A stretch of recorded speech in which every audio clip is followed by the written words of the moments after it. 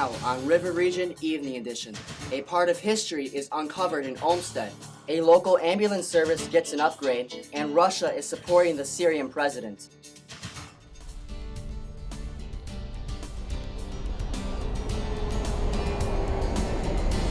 News from around the world, across the nation, and here in the River Region. This is the award-winning Student Newscast, coming to you live from Southern Illinois University.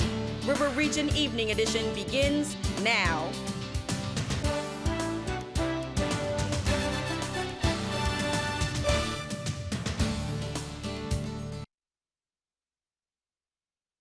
I'm Joey Dalo. And I'm Joe Fry. An SIU anthropology professor has uncovered an artifact that hasn't been seen in quite some time. Anthony Wilder has more. Mark Wagner has uncovered a part of U.S. history. A circa 1800 flatboat was discovered in the Ohio River near Olmsted, Illinois. After 15 years of research, the project is finally complete.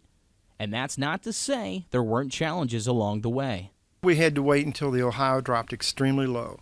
This boat sometimes is under as much as 50 feet of water. So the Ohio had to drop to an extremely low level for this wreck to be exposed. So why did the ship wreck? Wagner mentioned while there was a possibility of a pirate attack on the wrecked ship, the cause of the wreck more than likely came from something else. And what we think happened is that it had a leak in the stern. When we documented, the wood was all rotted in one area. And we think it had a bad joint and water was coming in for a very long time. Then when it got to the lower Ohio, it just separated and it went down. But flatboats wreck like crazy. The exhibit is currently being shown at the SIUC University Museum. Wagner says that this research is important because it ties directly into our history. Well, this is a really exciting project, and the reason we have the exhibit down in the museum is that people are still interested in this, even 15 years later.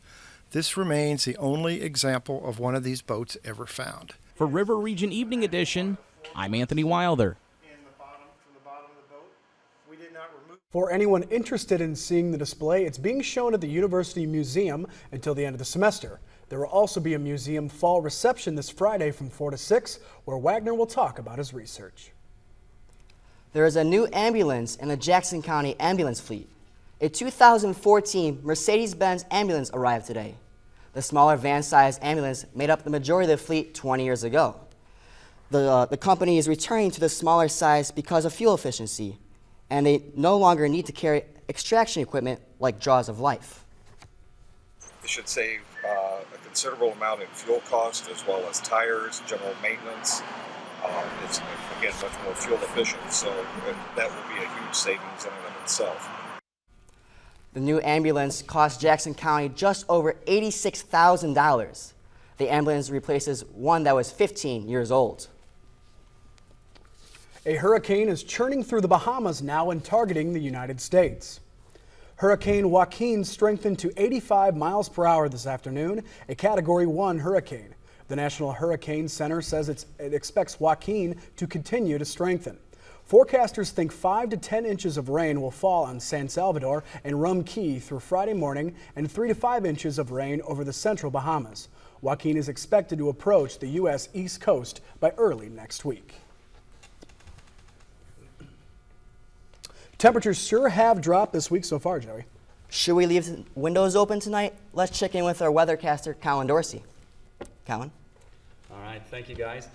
Taking a look at those current conditions for tonight, expect pretty clear skies of around 55 degrees. Morning by around 9 o'clock, sunny skies with 54 degrees. And then by midday tomorrow, sunny skies around 63 degrees. Really, it's going to be pretty nice in the days ahead. Thank you. We'll have that complete forecast coming up in just a few minutes. A rollover accident occurred on Route 37 in Jefferson County yesterday morning. Illinois State Police say that John Rose of Benton was driving his Chevrolet Blazer in heavy rain. Rose topped a hill and swerved to avoid from hitting a car crossing the road. The Blazer left the road and rolled numerous times before coming to a stop in a ditch. Rose was taken to a local hospital with minor injuries. A Jackson County man will spend 30 months in the Illinois Department of Corrections after pleading guilty to aggravated battery. Shane J. Pfister reportedly cut the victim multiple times with a machete after an argument. The victim says he struck 50-year-old Pfister in the head, and Pfister proceeded to grab a machete and cut the victim multiple times. Aggravated battery is a Class 3 felony. After serving 30 months in Jackson County, Pfister will have 2 years of mandatory supervised release. The demolition of the former Honeywell plant has begun in Springfield. In a statement yesterday, the company expects to finish work on the vacant buildings by the middle of November. After the demolition, the property will be put on the market.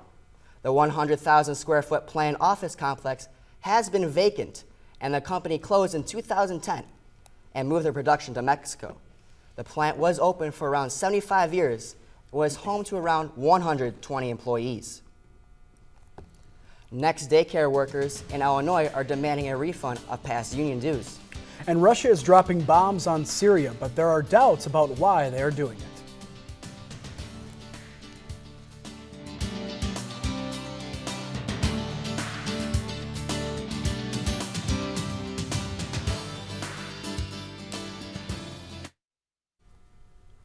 Two Southern Indiana electric cooperatives will be getting power from a solar farm. That's the second of 10 solar farms that Hoosier Energy is developing. Officials with Utilities District of Western Indiana, REMC, and Davies joined Hoosier Energy officials at Tuesday's dedication of the megawatt solar farm along Interstate 69 near Bloomfield. That farm covers 10 acres with more than 4,200 solar panels that will generate powers for homes and businesses throughout Greene, Davies, and Martin counties. The 10 Hoosier Energy solar farms are planned to generate power for 18 electrical cooperatives in southern and central Indiana and southeastern Illinois. Some daycare workers in Illinois are demanding a refund of millions from past union dues. A recent Supreme Court decision overturned an Illinois law that required non-union workers to pay a union fee. Because of the court's decision, it has caused those workers to issue lawsuits seeking compensation. The court case is currently continuing with a few non-union workers as accusers, and Governor Bruce Rauner and others are defendants. An autopsy has been scheduled for Tuesday in the death of a 19-year-old NIU student who fell from the 11th floor of a campus residence hall. NIU spokesman Joe King says the student fell from the Stevenson Towers residence hall. King says that the student from Des Plaines lived at a different dorm on the campus. The incident is being investigated by campus police. NIU Vice President of Student Affairs Eric Weldy informed NIU students in a memo that before the tragedy occurred, a window screen had been removed from that room on the 11th floor. There is no information on who removed it or why the window screen was removed. Hazardous toxins could be in your water or near you. The Illinois Department of Public Health and the Illinois Environmental Protection Agency are issuing a warning of possible toxins from blue-green algae in the Ohio River. The agencies are working with the Ohio River Valley Water Sanitation Commission for possible developments of a bloom on the surface of the river. However, no reports have been found near Illinois so far. If you have been near the river in the past few days and noticed a developing rash, experience violent vomiting or coughing, rinse your body with clean water and seek physician's help. Officials are working to promote awareness and place the best treatment practices to use. Efforts to avoid yet another federal government shutdown continue today on Capitol Hill. The Senate overwhelmingly approved a bill this morning to fund the government until December 11th. The measure will now go to the House, where Republican leaders say they plan to pass the bill on time. A funding bill must be approved by midnight to avoid a shutdown. Meanwhile, congressional Republicans and the White House are expected to start meeting soon to resolve the end-of-the-year critical budget issues. Expected topics include increasing the debt ceiling, highway construction funding, and long-term government spending measures. After a boy died in police custody, his family has hired an attorney to investigate how he died. A coroner in Indianapolis says 18-year-old Terrell Day died of a heart attack in an ambulance after complaining about breathing problems. Day had been arrested for pulling a handgun while he was shoplifting a clothing store. The Day's family attorney told the Indianapolis Star that the family would like to know exactly what occurred. The investigation is ongoing. Tension in the Middle East rose today as Russia began airstrikes on Syria. Russia's defense minister says they are bombing ISIS equipment and communication centers. But some think the target is actually forces opposing the Syrian president. Republican Senator John McCain says he believes the real purpose of these airstrikes is for the Russian president to gain more influence in the region. The Obama administration holds a similar view. We are seeing the Russians ramp up their support for President Assad. They've been supporting him for quite some time, and it's clear that they've made a significant military investment now in further propping him up. The fact that Russia has to take these noteworthy steps to ramp up their support for Assad is an indication of how concerned they are about losing influence in the one client state that they have in the Middle East. Secretary of State John Kerry says the United States and coalition airstrikes will continue against ISIS, and that the attacks with other motives will not be welcomed by the United States. The way people stay informed about the news continues to change. A new study finds young adults, or millennials, are paying for news, but it isn't enough to keep old-fashioned media sources flourishing. According to a survey by the Media Insight Project, 40% of U.S. adults ages 18 to 34 are buying the news they receive. Even though money is coming in from these sources, it isn't enough to keep traditional media outlets successful. Newspaper revenue has dropped 63% in 11 years and continues to decline. There is yet another recall for thousands of Ford minivans. 342,000 minivans ranging from the 1998 until the 2003 models have been recalled. This is the second time the minivans were recalled. A series of rear axle cracks on the older models were the main reason for the recall. The original recall was also on the rear axle back in 2010. The cracks would lead to a complete failure of the vehicle and possibly a crash. There have been reports of minor accidents, but no injuries. South Carolina authorities say that the suspect of a fatal shooting of an officer at a South Carolina mall is in custody.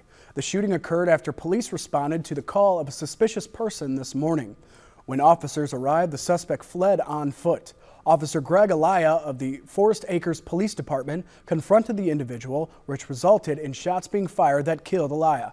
The suspect is currently being questioned. We'll preview your weekend weather forecast next. And the stocks rebounded this afternoon, turn into the nightly business report at 5:30 after the newscast. Weather in the coming days, it's starting. Pullover sweaters are coming back. It's nice. All right, thank you, Colin. Thank you. The St. Louis Cardinals are in the midst of a doubleheader today. Plus, two tennis players are about to make history. Zach Thomas has more in sports. Thanks, guys. The men's basketball team added another player to their roster. Plus, the Chicago Cubs came out of their rain delay with the Reds to get the win. We have all that and more when we come back on River Region Sports. Well, thank you, Zach. After the break, we have what's coming up in the days to come. And Colin has a final look on our weather in 90 seconds.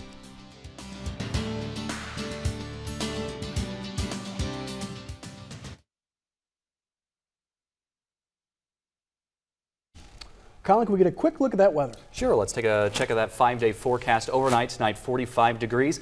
We will kind of continue to warm up, though, as the week progresses. Saturday is our cool day, though, at 63. All right, thank you. Well, thank you, Colin. Thank you for joining us tonight. Follow us on Facebook and Twitter at River Region News. I'm Joey Dalo. And I'm Joe Fry. For Colin Dorsey, Zach Thomas, and more than 100 students who work on Evening Edition, good night.